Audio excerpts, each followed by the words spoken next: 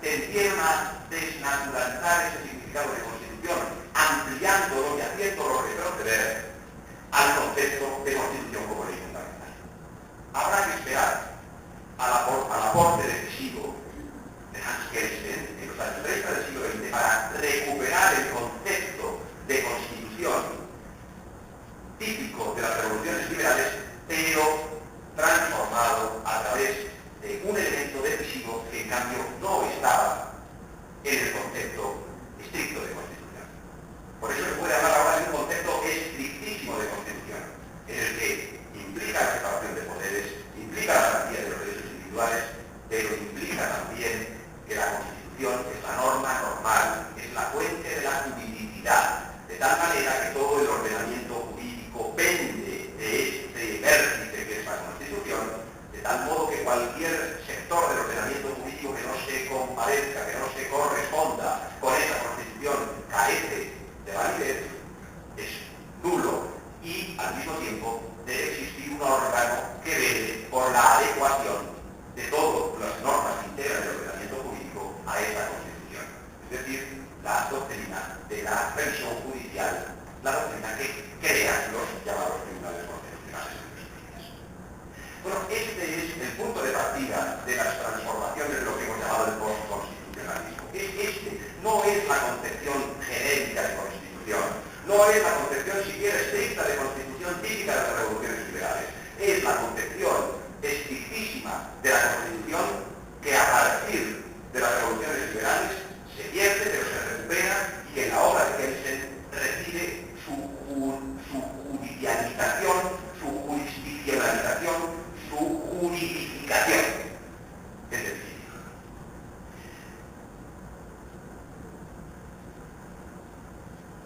si ustedes me permiten, podemos empezar a abordar ya, después de esta presentación de cuál es el tema nuclear que nos concierne en mi breve charla, los dos aspectos en los que esta concepción de la Constitución hoy se encuentra en transformación, se encuentra en crisis, hasta el punto de que podamos hablar de neoconstitucionalismo y de postconstitucionalismo. ¿Cuáles son estos aspectos? Evidentemente son el aspecto de la separación de poderes y evidentemente el aspecto de la garantía de derechos. Entretengamos breves momentos en cada uno de los dos ámbitos. Desde el punto de vista de la organización de los poderes, es muy importante comprender que la Constitución estrictísima implicó una profundización del designio constitucional utópico muy importante. Los estados liberales del siglo XIX e incluso de los primeros decenios del siglo XX limitaban la Constitución a la Constitución del Estado. La Constitución era la Constitución del Estado, la Constitución de los poderes estatales. No tenía aún la pretensión de constituir la sociedad. La gran transformación que en nuestros días se ha producido en el seno del constitucionalismo y donde la ideología constructivista está plenamente implicada es el tránsito de la constitución del Estado a la constitución de la sociedad. Las constituciones no se contentan ya con organizar los poderes superiores. Las constituciones pretenden transformar de modo revolucionario y con vistas a un designio utópico la entraña misma de la sociedad. Sin comprender este fenómeno, no se pueden comprender las transformaciones del derecho constitucional moderno. Esta es la clave de una constitución del Estado a una constitución de la sociedad. Tengan en cuenta ustedes que inicialmente los Estados tuvieron una pretensión bastante modesta. En cuanto que el orden social estaba constituido, tenía su propia naturaleza. Y por tanto, la revolución política se limitó exclusivamente al nivel de los ámbitos de decisión política. Solamente el transcurso del tiempo fue haciendo que la revolución política se fuera convirtiendo en revolución social. De donde el primer párrafo de la encíclica que está en el origen de lo que se llama la doctrina social de la Iglesia, Rerum Novarum, de 1891, explica con claridad cómo la revolución moral del protestantismo implicó transformaciones políticas, seísmos políticos gigantescos, y que estos seísmos políticos gigantescos que fueron la revolución liberal habían de conducir al trastorno social y al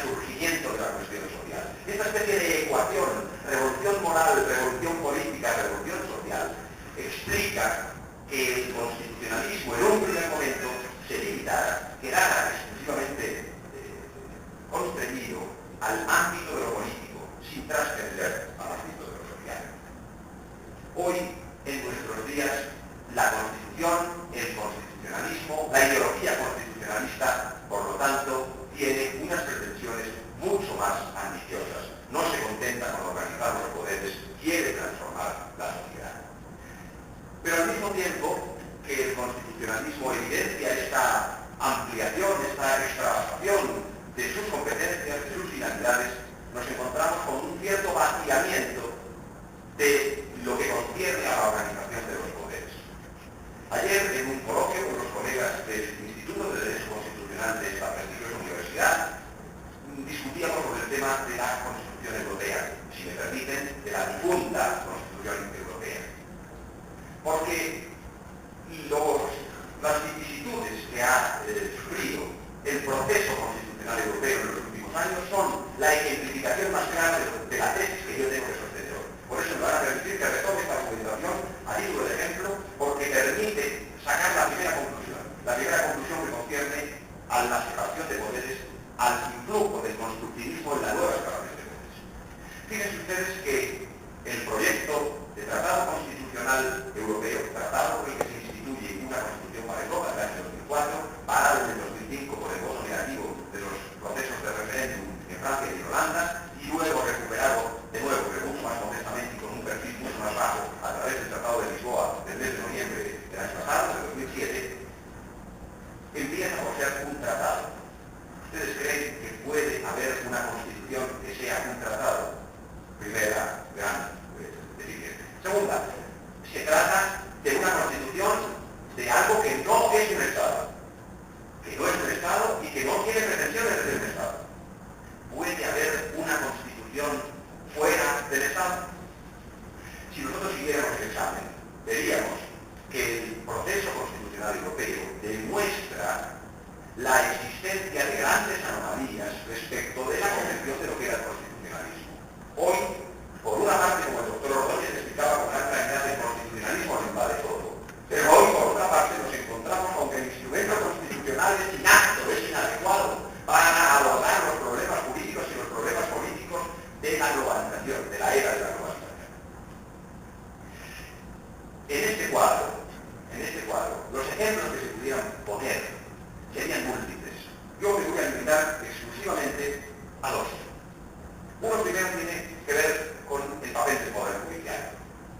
El papel del Poder Judicial en la definición clásica de la separación de poderes que realiza Montesquieu, en el capítulo 10 del libro sexto de su Espíritu de las Leyes, no existe el Poder Judicial, no se menciona el Poder Judicial. Se dice que es un poder en cierto modo inexistente, nulo. Y la única vez que habla y utiliza la palabra separación en relación con los poderes es para indicar que el poder judicial, la potestad jurisdiccional de los jueces, que no es el poder judicial como poder político, no debe confundirse con los detenedores del poder legislativo y del